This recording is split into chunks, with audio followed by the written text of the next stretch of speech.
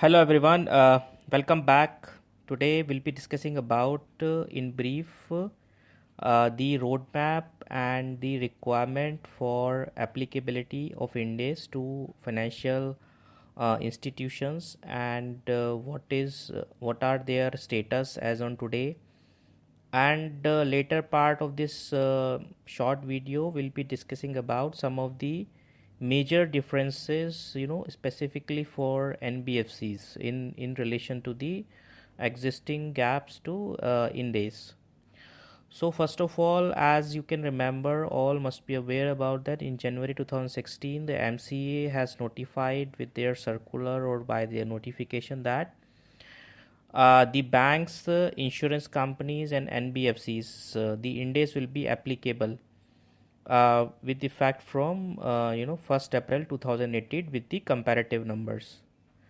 But the later on, the delegation went to the RBI, and the RBI has given the relief, and RBI has postponed the applicability of Ind-As to banks by 1 year. So for the banks, the Ind-As will be applicable with effect from 1st April 2019. So when we are saying it is applicable with effect from, means it is effective from that date with the comparative of the last year. So here one needs to understand the date of transition and the effective date of Ind-As. So date of transition will be the 1 year before the effective date. For example, if you are saying that all these financial institutions needs to apply Ind-As with effect from 1st April 2018, so that means that date of transition would be 1st April 2017, because one has to give the comparative numbers also. So here the banks already been deferred by the notification from RBI, and now the effective date will be 1st April 2019. As far as the insurance companies are concerned, so IRDA also has come up and they have deferred the applicability of Ind-As, and for insurance companies the Ind-As will be applicable with effect from 1st April 2020. And what was the reason behind this for insurance company to be deferred this much of this much of gap in the deferment? As you would be aware that Ind-As 104, which is in line of the IFRS 4 for the insurance contracts. See, it was earlier there was a lot of controversies behind the particular standard, and it was deliberated and it was coming up into the shape. So finally the ISB has issued the IFRS 17. So that was specifically for the insurance company. So as the IFRS 17 will be taking the shape and it is effective from 1st January 2021. So keeping in that mind, while the industry will be settling, the insurance companies, for insurance company in India, the Ind-As will be effective from 1st April 2020. So rest apart from this, the NBFCs are the balance. Like for NBFC, it will be effective from 1st April 2018. So they also went for ask for the extension, but recently the government or the appropriate authority has denied it to, and it will be, so meaning it will be applicable as it is what was initially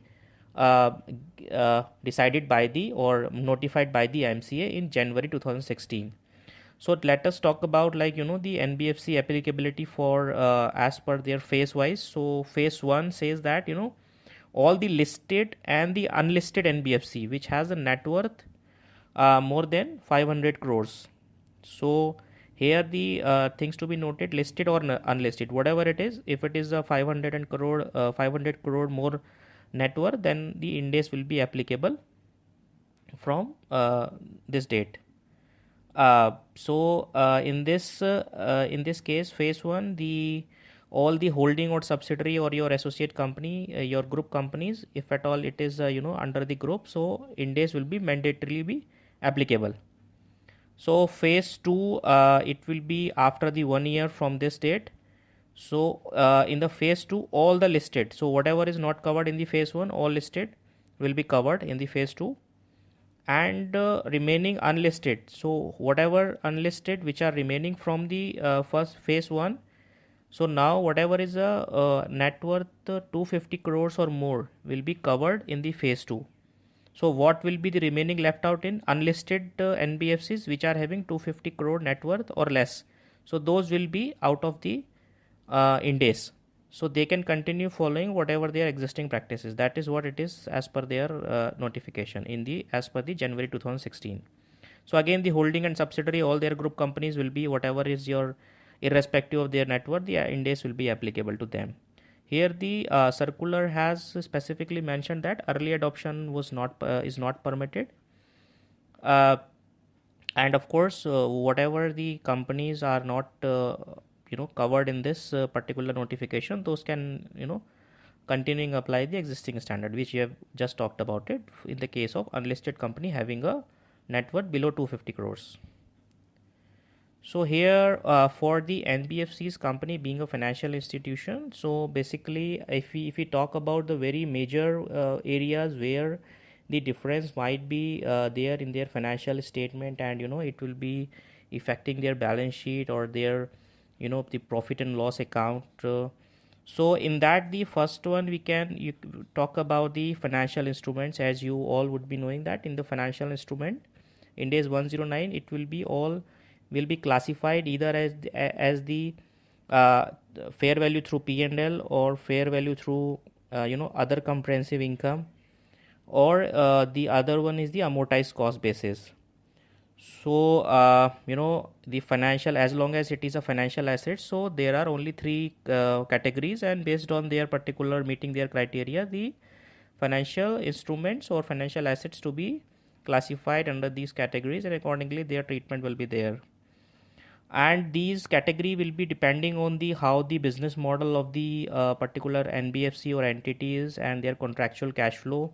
So these kind of requirements to be mentioned, or to be to make them align with their processes, and to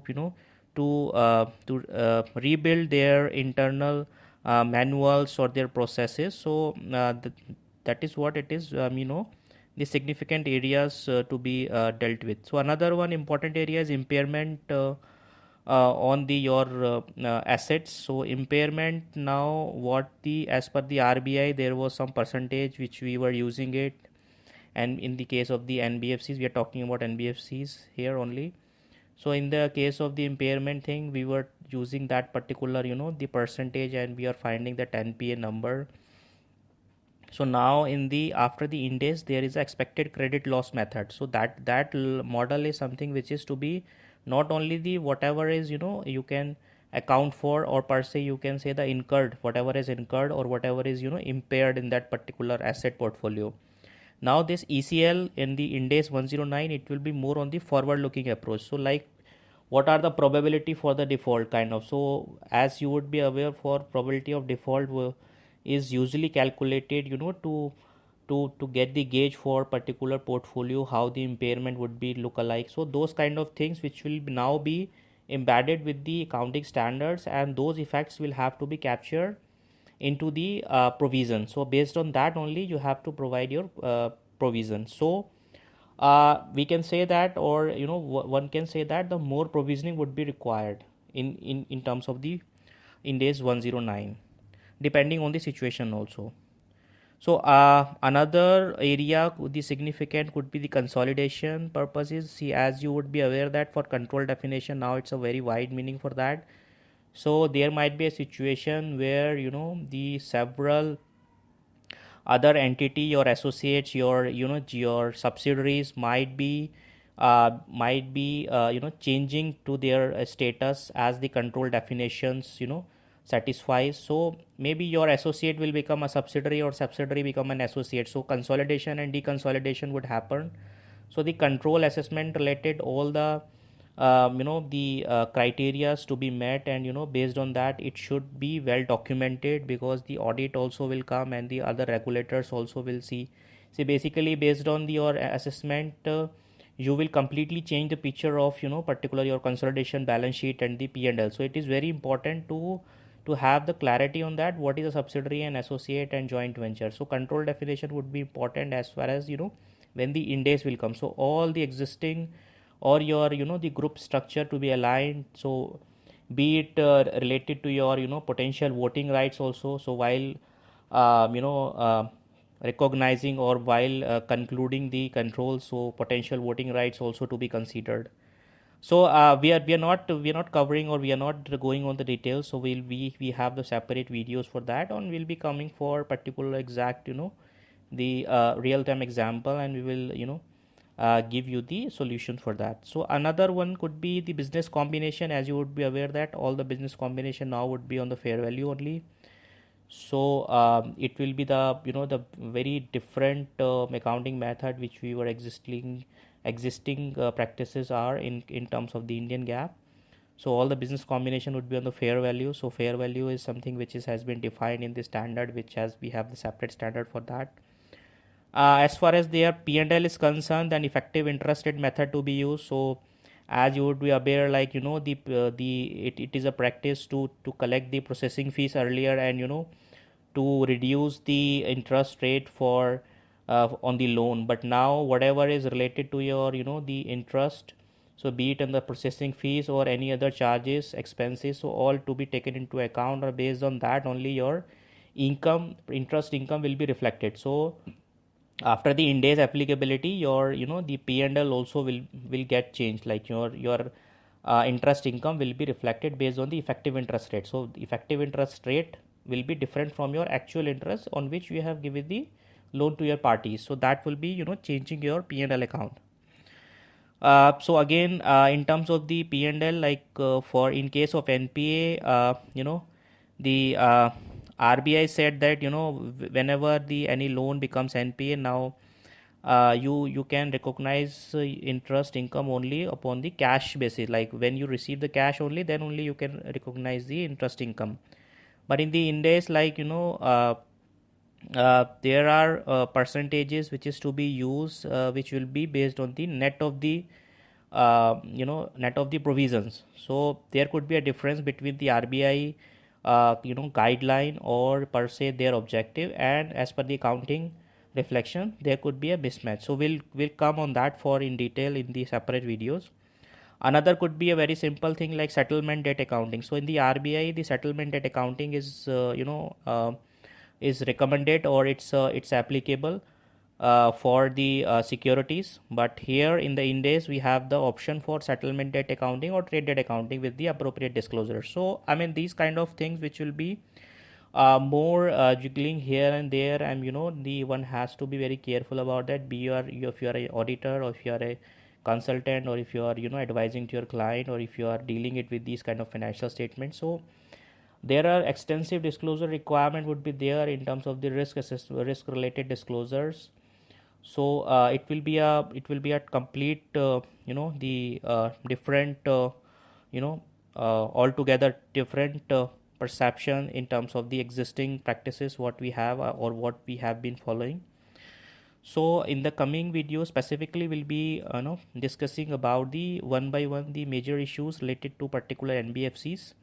So here we just wanted to to get you the clarity about the phases for the NBFCs, and now the appropriate authority has denied to defer the NBFC. So now NBFC has to to be in the Ind-As whatever is at their applicability phases. So it will be applicable with effect from 1st April 2018. So feel free to comment on the comment box whatever the your kind of area which you want us to focus on more on that particular. So we'll happy to take that up. And in case of you have any specific query related to your transaction thing and all, you can write us to email to us. It is there on the comment box. So thank you very much for your time for listening in, and we'll come back with the more useful information on the IFRS or Ind-As. Thank you very much.